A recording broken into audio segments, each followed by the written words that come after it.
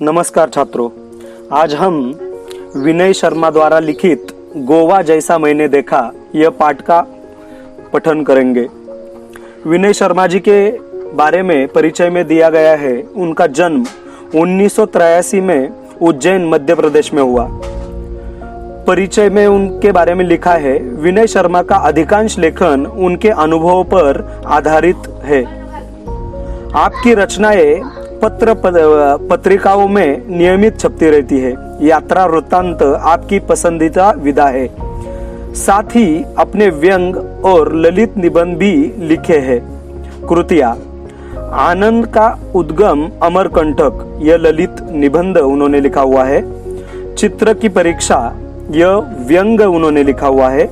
और अमरनाथ यात्रा, प्रकृति के बीच, कोयम्बतूर में कुछ दिन, यात्रा वृत्तांत उन्होंने लिखे हुए हैं। देखो, विनय शर्मा जी ये हमेशा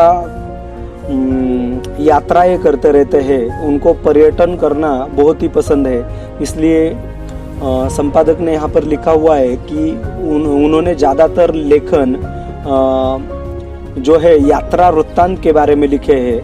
जहाँ जहाँ वो घूमते हैं उधर उन्होंने क्या किया, क्या देखा, उधर की खासियत के क्या है, इस प्रकार का लेखन वो यहाँ पर करते हैं। गद्य संबंधी लिखा है, प्रस्तुत यात्रा वर्णन के माध्यम से लेखक ने गोवा के सुंदर समुद्री किनारों, वहाँ की जीवन शैली, त्योहार आदि का बड़ा ही मनोरम वर्णन किया है। इस पाठ में लेखक ने जब वो गोवा गए थे अपने फैमिली के साथ, तब वो गोवा उनको कितना पसंद आया, वहाँ का जो समुद्री किनारा या वहाँ की जीवन शैली किस प्रकार है, वहाँ पर लोग त्योहार कैसे मनाते हैं, या वहाँ का हर रोज का दिन एक त्योहार जैसा होता है, इस प्रकार का वर्णन इस पाठ में लेखक ने किया है। तो अब हम देखेंगे विनय शर्मा जी द्वारा लिखित गोवा जैसे मैंने देखा। तो आइए देखते हैं विनय शर्मा जी इस पाठ में क्या कहते हैं। लिखा है, गोवा यह नाम सुनते ही सभी का मन तरंगायित हो उठता है, और हो भी क्यों न, क्योंकि प्रकृति, यहाँ की प्रकृति, आबो हवा और जीवन शैली का आकर्षण ही ऐसा है कि पर्यटक खुद ब खुद यहाँ खींचे चले आते हैं। देश के एक कोने में स्थित होने के बावजूद यह छोटा सा राज्य प्रत्येक पर्यटक के दिल की धड़कन है। यही कारण है कि मैं भी अपने परिवार के साथ इंदौर से गोवा जा पहुंचा। खंडवा से मेरे साडू साहब भी सह परिवार अपने साथ शामिल हो गए। देखो, लेखक यहाँ पर कह रहे हैं कि गोवा का आकर्षण हर किसी को होता है। इसलिए लेखक ने भी एक बार सोचा कि हम गोवा चले जाते हैं, अपने परिवार को लेके जाते हैं। तब जब वो पर्यटन के हिसाब से जब वो गोवा निकले, तब उनके जो साडू थे वो भी उनके साथ शामिल हो गए, और उन दोनों फैमिली ने गोवा जाने का ठान ली। आगे देखते हैं क्या हुआ है। 23 नवंबर को जब गोवा एक्सप्रेस मडगांव रुकी तो सुबह का उजास हो गया था। एक टैक्सी के हॉर्न ने मेरा ध्यान उसकी ओर खींचा और हम फटाफट उसमें बैठ गए। टैक्सी एक पतली सी सड़क पर दौड़ पड़ी। शीतल हवा के झोंकों से मन प्रसन्न हो गया और यात्रा की सारी थकान मिट गई। मैं सोचने लगा कि पर्यटन का भी अपना ही आनंद है। जब हम जीवन की कई सारी समस्याओं से जूझ रहे हो तो उनसे निजात पाने का सबसे अच्छा तरीका पर्यटन ही है। बदले हुए वातावरण के कारण मन तरोताजा हो जाता है तथा शरीर को कुछ समय के लिए विश्राम मिल जाता है। देखो, लेखक ने यहाँ पर कहा है कि 23 नवंबर को जब वो गोवा एक्सप्रेस में से बैठे हैं और गाड़ी जब मडगांव में रुकी, तब वो रात थी और वो सो रहे थे, सुबह हो गई थी, और अचानक टैक्सी के हॉर्न के आवाज के वजह से वो उठे और बाहर उन्होंने गोवा एक्सप्रेस से बाहर देखा, रेलगाड़ी से उन्होंने बाहर देखा तो एक टैक्सी वहां पर खड़ी थी। तो सब फटाफट उतरकर उस टैक्सी में वो बैठ गए वो टैक्सी जो है वो एक पतली सड़क से दौड़ रही थी, आगे आगे जा रही थी। वो जो गोवा की शीतल हवाओं की जो झोंका था, वो उससे लेखक का मन प्रसन्न हो उठा था। लेखक बोलते हैं कि ये यात्रा की सारी थकान जो है ये गोवा को देखकर ही पूरी मिट गई है।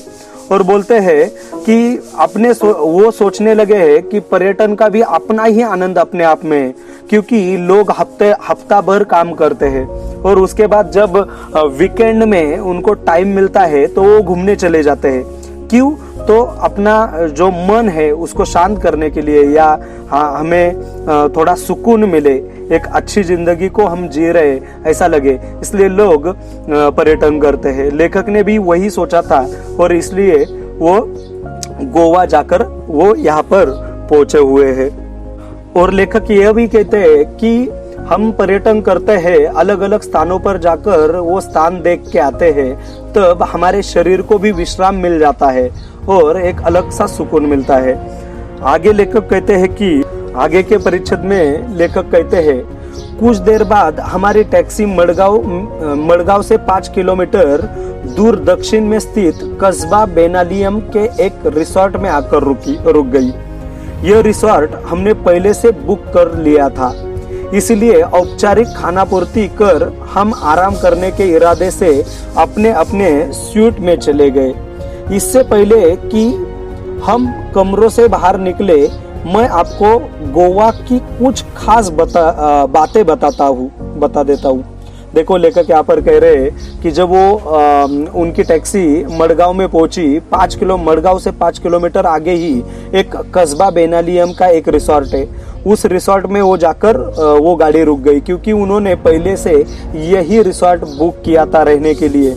और वो वहाँ पर गए, खाना पूर्ति जो औपचारिकता थी वो होने के बाद वो अपने अपने कमरे में निकल गए, आराम करने के लिए निकल गए। और इसलिए लेखक कह रहे कि इसके बारे में आगे हमने क्या किया, ये बताने से पहले आपको गोवा के बारे में कुछ हम बात बताने जा रहे हैं। लेखक ने कहा है, दरअसल गोवा राज्य 2 भागों में बटा हुआ है, दक्षिण गोवा जिला तथा उत्तर गोवा जिला। इसकी राजधानी पणजी मांडवी नदी के किनारे स्थित है। यह नदी काफी बड़ी है तथा वर्ष भर पानी से भरी रहती है। फिर भी समुद्री इलाका होने के कारण यहाँ मौसम में प्राय उमस तथा हवा में नमी बनी रहती है। शरीर चिपचिपाता रहता है, लेकिन मुंबई जितना नहीं, क्योंकि यहाँ का क्षेत्र हरितिमा से भरपूर है। फिर भी धूप तो तीखी ही होती है। देखो लेखक ने यहाँ पर कहा है कि यहाँ का जो वातावरण है, ये वातावरण थोड़ा सा अलग होता है। इस वातावरण में लेखक कहते हैं कि ये जो गोवा जिला है ये 2 भागों में बटा है, एक दक्षिण और एक उत्तर गोवा, इस प्रकार से। और ये जो गोवा है उसकी राजधानी पणजी है। मांडवी नदी के स्थित जो है ये पणजी, ये गोवा की राजधानी है। आगे लेखक कहते हैं, नदी काफी बड़ी है, इसलिए इस नदी में हमेशा पानी रहता है। यहाँ का जो मौसम है उसमें कभी कभार उमस होती है और कभी कभी हवा भी नमी होती है। और बॉम्बे इतना या मुंबई इतना यहाँ पर चिपचिपाता नहीं है, क्योंकि बॉम्बे की गर्मी हम सब जानते हैं कि वहाँ पर बॉम्बे में बहुत गर्मी होती है। यहाँ पर गोवा में भी गर्मी होती है, समुद्र किनारा होता है, गर्मी होती है। पर ये जो गोवा है इसमें हरितिमा मतलब हरियाली बहुत है, इसके वजह से ये धूप तो तीखी ही हो जाती है, ऐसा लेखक यहाँ पर कह रहे हैं। आगे बोलते हैं, यो तो गोवा अपने खूबसूरत सफेद रेतीले तटों, महंगे होटलों तथा खास जीवन शैली के लिए जाना जाता है, लेकिन इन सबके बावजूद यह अपने में एक सांस्कृतिक विरासत भी समेटे हुए है। देखो लेखक बोलते हैं कि ये जो गोवा है ये खूबसूरत है। सफेद रेत, जो हम समुद्र के किनारे जाते हैं तो वहाँ पर हमें सफेद रेत दिखाई देती है। महंगे यहाँ पर होटल है, यहाँ की जो जीवन शैली है वो अलग ही है, इसके लिए ये गोवा जाना जाता है। पर लेखक बोलते हैं लेकिन इन सबके बावजूद अपने में एक सांस्कृतिक विरासत भी समेटे हुए यह गोवा है। लेखक कहते हैं यहाँ की शाम बड़ी अच्छी होती है, तो चलो इस शाम का आनंद लेने के लिए बेनालियम बीच की ओर चले। आप भी चले क्योंकि बहुत ही खूबसूरत तथा शांत जगह है बेनालियम। दिन भर की थकान तथा उमस भरी गर्मी के बाद शाम को बीच पर जाना बड़ा ही अच्छा लगता है। देखो लेखक यहाँ पर कह रहे हैं कि आपको हम गोवा के बारे में बताते हैं और हमारे साथ हम तो जा ही रहे बेनालियम पर बीच पर, उसके साथ में हमारे साथ आप भी चलो क्योंकि यहाँ की जो खूबसूरत शांतता है वो अलग ही प्रकार की है और शाम को बीच पर जाना हर किसी को अच्छा लगता है। आगे लेखक कहते हैं रिसोर्ट के बीच की दूरी कोई एक किलोमीटर की थी, लेकिन जल्दी जल्दी चलने के बाद भी यह दूरी तय हो ही नहीं पा रही थी। अरब सागर देखने का उत्साह बढ़ता ही जा रहा था। तभी अचानक लहरों की आवाज सुनाई दी जो किसी रणभेदी की तरह थी। जब सभी दौड़ पड़े, हम सभी दौड़ पड़े। सड़क पीछे छूट गई थी, इसलिए रेत पर तेजी से दौड़ना मुश्किल हो रहा था। फिर भी धसे हुए पैरों को पूरी ताकत से उठाकर भाग रहे थे। खूबसूरत समुंदर देखते ही मैं उससे जाकर लिपट गया। देखो लेखक यहाँ पर कहते हैं कि जब हम बेनालियम बीच की तरफ जा रहे थे और ये रास्ता तय ही नहीं हो रहा था, और जब रास्ते से हम समुंदर की तरफ पहुंचे उसके बाद लेखक कहते हैं कि उसके बाद हमारा पैर नहीं रुक रहा था क्योंकि उस समुंदर ने जैसे कि हमें खींच लिया था और हम समुंदर की रेत में भागने लगे थे।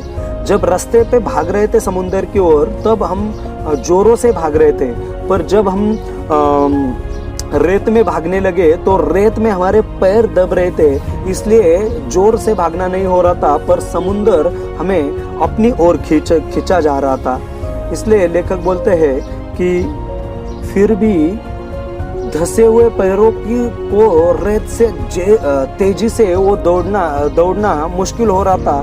फिर भी लेखक धसे हुए पैरों की पूरी ताकत लगाकर उठा रहे थे और भाग रहे थे क्योंकि वो खूबसूरत समुंदर इतना खूबसूरत लग रहा था कि ऐसे लेखक को लग रहा था जाकर उसको लिपट लूं। आगे लेखक कहते हैं इधर बच्चे रेत का घर बनाने में जुट गए।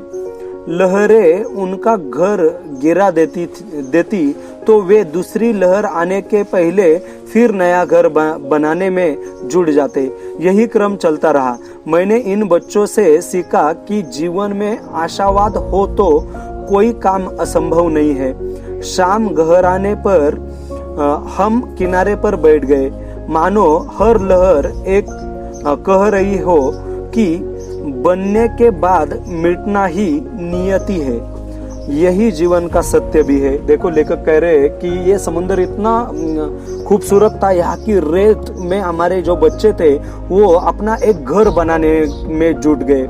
जो उनके साधु थे और वो खुद थे, उनके बच्चे थे, तो ये सब छोटे छोटे बच्चे हैं वो रेत का घर बनाने लगे। पर जब भी घर बनाते ये जो समुंदर की जो लहरें हैं वो घर पर आ जाती और उनका घर बिखर जाता, पर बच्चे बार बार घर बना रहे थे। इससे लेखक बोलते हैं ये आशावादी हम होने चाहिए, इन बच्चों जैसे हम आशावादी होने चाहिए। अगर हम आशावादी होते हैं तो कौन सा भी काम हमें असंभव नहीं लगेगा। यही जीवन का सत्य है, ऐसा लेखक को यहाँ पर लग रहा है। आगे लेखक कहते हैं यहाँ एक मजेदार दृश्य भी देखने को मिला।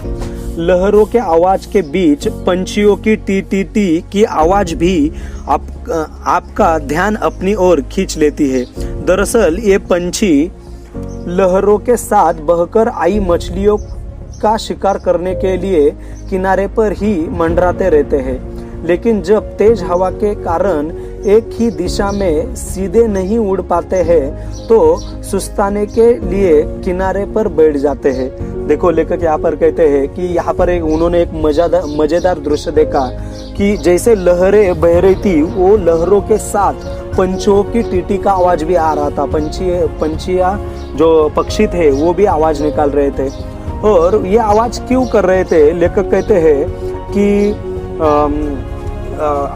हमें ऐसा लगता है कि पंछी आवाज निकाल रहे हैं, पर वैसा नहीं है। ये पंछी क्या करते हैं कि जो लहरों के साथ, जो मछलियां लहरों के साथ किनारे पर आ जाती है, उनको खाने के लिए ये पंछी वहां पर मंडराते रहते हैं। और ये पंछी वो मछलियों को खाते हैं। पर इस समुद्र के तट पर हवा बहुत तेज होती है, और ये तेज हवा के कारण लेखक बोलते हैं कि ये पंछी एक जगह पर नहीं रुक पाते, वो बार बार इधर उधर जाते हैं। इसलिए जब वो सुस्ता जाते हैं, उनको आलस आता है, तो वो एक किनारे पर बैठ जाते हैं। आगे लेखक कहते हैं, या बैठे कुत्तों को इसी बात का इंतजार रहता है। मौका मिलते ही वे इन पर झपट पड़ते हैं, लेकिन बेचारे कुत्तों को सफलता कम ही मिल पाती है। देखो लेखक क्या कहते हैं कि यहाँ पर जब वो पंछी होते हैं, पक्षी होते हैं, वहां पर बैठते हैं, तब आजू बाजू में उस समुद्र के बीच पर कुत्ते भी बैठे रहते हैं। ये कुत्ते इन पंछियों का शिकार करने के लिए वहां पर बैठते हैं। जैसे ही वो बैठते हैं, पंछी बैठते हैं, ये कुत्ते उन पर वो इंतजारी करते रहते हैं और वो झपट पड़ते हैं। पर बेचारे कुत्ते असफल हो जाते हैं, क्योंकि ये पंछी बहुत बार इधर उधर घूम जाते हैं। आगे लेखक कहते हैं, पंछियों का बैठना, कुत्तों का दौड़ना और पंछियों का टी कर उड़ जाना, यह दृश्य सैलानियों का अच्छा मनोरंजन करता है। इधर जैसे ही सूर्य देवता ने विदा ली, वैसे ही चंद्रमा की चांदनी में नहाकर समुद्र का नया ही चेहरा नजर आने लगा। अब समुद्र स्याह और भयावह दिखने लगा था। देखो लेखक यहाँ पर कहते हैं कि यहाँ पर बीच में 2-3 चीजें होती रहती है। एक तो समुद्र की लहरें, यहाँ पर मछली खाने के लिए आने वाले पंछी, और उनके साथ ये जो कुत्ते वो पंछियों को पकड़ने के लिए, ये दृश्य अलग ही होता है। लेखक बोलते हैं, जब शाम हो जाती है, सूरज निकल जाता है, उसके बाद चांद आता है, तब हम 2 पहलू से समुद्र को देख सकते हैं। एक तो सुबह से शाम तक वाला सूर्य में जो दिखने वाला जो समुद्र है वह, और दूसरा चांद के चांदनी में दिखने वाला ये जो समुद्र है। पर लेखक कहते हैं कुछ देर बाद ये जो समुद्र है वो भयावह भयानक। लेखक आगे कहते हैं, अगले दिन हमने बस से गोवा घूमने की योजना बनाई। वैसे घूमने फिरने के लिए यहाँ बाइक आदि किराए पर मिल जाती है और उन पर ही घूमने का मजा भी आता है, लेकिन बच्चों के कारण हमने बस से जाना मुनासिब समझा। यहाँ सी फूड की अधिकता होने के कारण शाकाहारी पर्यटकों को सुस्वादु भोजन की समस्या से भी 2-4 होना पड़ता है। काफी भटकने के बाद अच्छा भोजन मिल गया तो समझो किस्मत, जेब तो ढीली हो ही गई। यह समस्या हमें पहले से पता थी। देखो लेखक यहाँ पर कहते हैं कि वैसे तो घूमने को बाइक पर अच्छा लगता है गोवा, यहाँ पर किराए पर बाइक भी मिल जाती है सबको, पर लेखक बोलते हैं बच्चे हमारे साथ थे, इसके वजह से हमने बस से ही गोवा घूमने का मुनासिब समझा यहाँ पर लेखक आगे बोलते हैं कि यहाँ की अधिकतर खाने में यहाँ पर सी फूड होता है। समुद्र में बहुत सारी मछलियाँ होने के कारण यहाँ पर सी फूड ही मिलता है, पर और शाकाहारी खाना ज्यादातर नहीं मिलता है।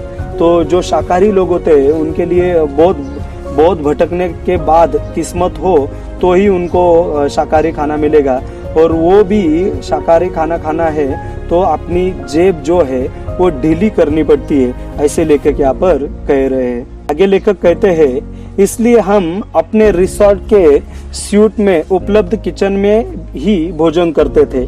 सबसे पहले हम अंजुना बीच पहुंचे। गोवा में छोटे बड़े करीब 40 बीच है, लेकिन प्रमुख 7 या 8 ही है।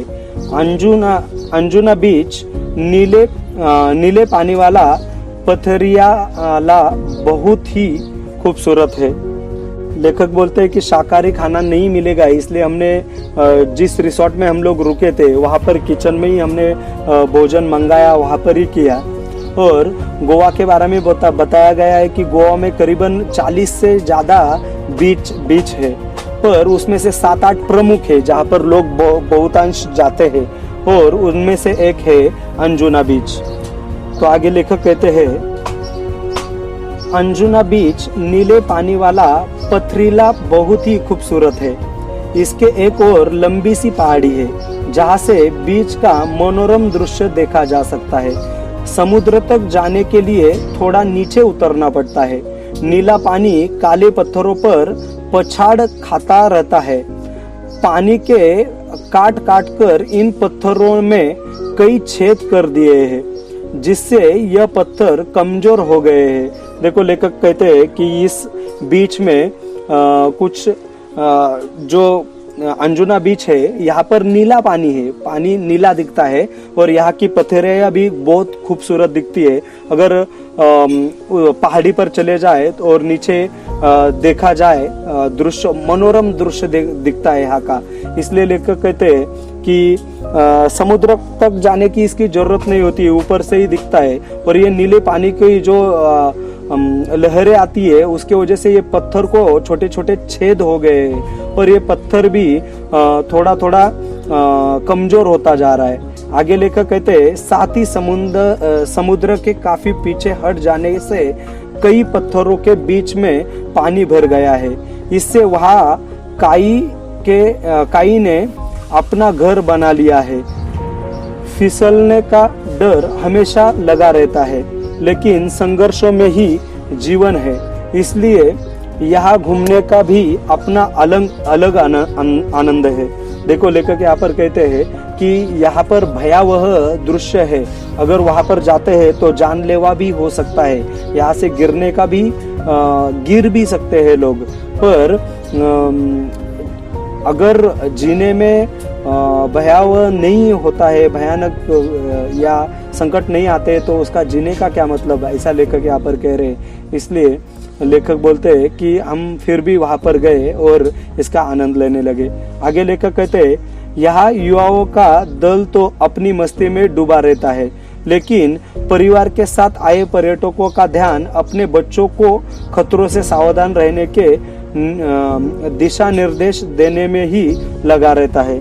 देखो लेखक यहाँ पर कहते हैं कि इस बीच पे ज्यादातर जो जवान है, युवा वर्ग है, वही ज्यादातर दिखता है। और जो पारिवारिक लोग होते हैं वो भी होते हैं, पर उनका ज्यादा मस्ती पे ध्यान नहीं होता है, आनंद लेने में नहीं होता है, अपने अपने बच्चों को संवारने में सबसे ज्यादा उनका ध्यान होता है।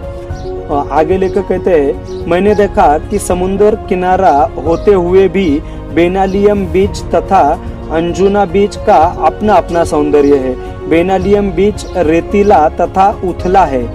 यह मछुआरों की पहली पसंद है।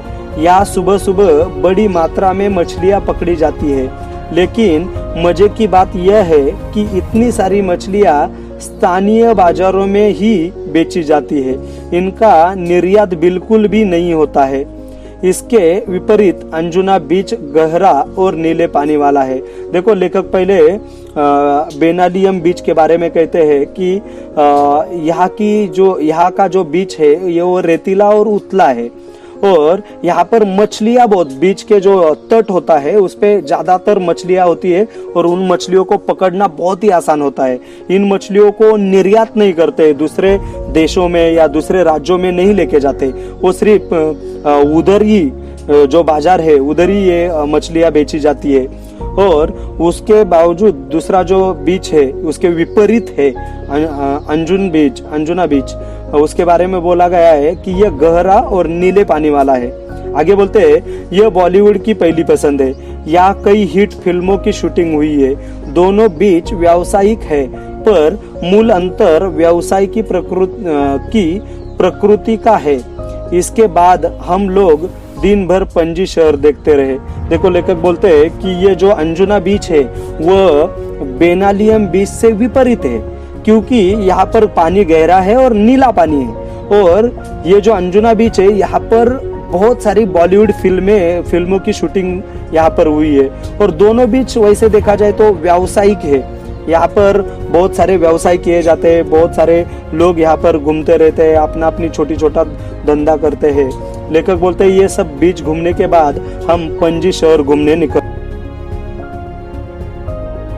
लेखक आगे कहते हैं घूम फिरकर शाम को हम कलिंगवुड बीच पर पहुंचे। यह काफी रेतीला तथा गोवा का सबसे लंबा बीच है जो 3 से 4 किलोमीटर तक फैला है। यहाँ पर्यटक बड़ी संख्या में आते हैं। लेखक बोलते हैं कि हम पणजी शहर घूमे और उसके बाद हम कलिंगवुड नाम के बीच पर गोवा में गए। यह जो बीच है इसके बारे में लेखक ने यहाँ पर कहा गया है कि यह 3 से 4 किलोमीटर तक फैला हुआ है, बहुत बड़ा है, इसलिए पर्यटक की संख्या यहाँ पर बहुत ही ज्यादा होती है। बहुत सारे पर्यटक ये बीच देखने को आते हैं। लेखक आगे कहते हैं यही कारण है कि यह स्थानीय लोगों के व्यवसाय का केंद्र भी है। यहाँ कई प्रकार के वाटर स्पोर्ट्स होते हैं जिनमें कुछ तो हैरत अंगेज है जिन्हें देखने में ही आनंद आता है। आप भी अपनी रुचि के अनुसार हाथ आजमा सकते हैं।